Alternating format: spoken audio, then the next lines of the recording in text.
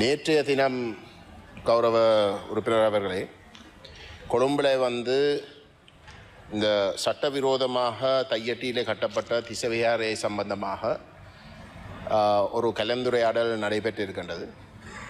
அந்த கலந்துரையாடலில் புத்த சாசன அமைச்சினுடைய உறுப்பினர்களும் வேறு அரசாங்க உத்தியோகத்தர்களும் இந்த திசவிகாரை என்று சட்டவிரோதமாக கட்டப்பட்ட அந்த விகாராதிபதியும் கலந்து கொண்டிருக்கிறோம். ஆனால் அந்த சட்டவிரோதமாக பறிக்கப்பட்டு காணிகள் பறிக்கப்பட்ட உரிமையாளர்கள் அழைக்கப்படவில்லை. அப்போ இந்த அடிப்படையில் ஒரு நீதியான ஒரு முயற்சியாக இது இருக்கும் என்று நான் கேட்க விரும்புகிறேன்.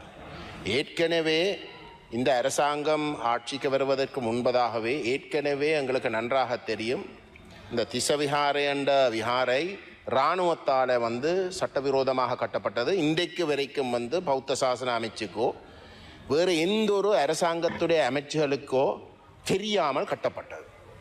எந்த விதமான அனுமதியும் இல்லாமல் கட்டப்பட்டது, இராணுவத்தால் கட்டப்பட்டது. சவேந்திர சில்வா தான் அதுக்கு பிரதானமான ஒரு ஆளாக இருந்தார். இது ஒரு இராணுவ படுத்தலுடைய ஒரு முக்கியமான அங்கமாக இருந்ததென்றதை நாங்கள் இதுக்கு ஆட்சிக்கு வருவதற்கு, இந்த அரசாங்கம் ஆட்சிக்கு வருவதற்கு முன்பதாகவே நாங்கள் சுட்டி காட்டியிருந்தோம். இன்றைக்கு அந்த திசவிகாரை கட்டப்பட்ட காணிகள் தனியாருடைய காணிகள், தனியாருடைய தோம்பு உட்பட உறுதிகள் இருக்கின்ற ஒரு நிலையிலே அது அவசரமாக விடுவிக்கப்பட வேணும் என்று சொல்லப்பட்ட இருக்கிற நிலையிலே அகில இலங்கை புத்த காங்கிரஸினுடைய பௌத்த காங்கிரஸினுடைய தலைவராக இருக்கக்கூடிய போலீஸுடைய ஓய்வு பெற்ற புலனாய்வு பிரிவினுடைய தலைவர் வாகிஸ்ட என்று ஒருவர் யாழ்ப்பாண அரசாங்க அதிபரிடம் அவரை அச்சுறுத்துகின்ற வகையிலே கடிதம் எழுதப்படுகின்றது. அப்போ இந்த இராணுவமயப்படுத்தலுடைய எந்தளவு தூரத்துக்கு இது சம்பந்தப்பட்ட ஒரு விஷயமாக இருக்கிறதை நாங்கள் இங்கே தெளிவாக விளங்கிக் கொள்வோம். இது அரசாங்கத்துடைய விஷயம் அல்ல, இது டீப் ஸ்டேட் கவுண்டர் இன்சர்ஜென்சியினுடைய மிக மோசமான முகம், அதனுடைய ஒரு அங்கம். இதுக்கும் பௌத்த மதத்துக்கும் எந்த விதமான தொடர்பும் இல்லை, சரிதானே? இது ஒரு முற்றுமுழுதாக அந்த இராணுவம் ஒரு இனவாத கோணத்தில் கட்டிவிட்டு தமிழ் மக்களுக்கு எதிராக ஒரு இனப்படுகொலை செய்த அந்த மெனோநிலையில இருந்து கொண்டு செய்கிற ஒரு அநியாயம்.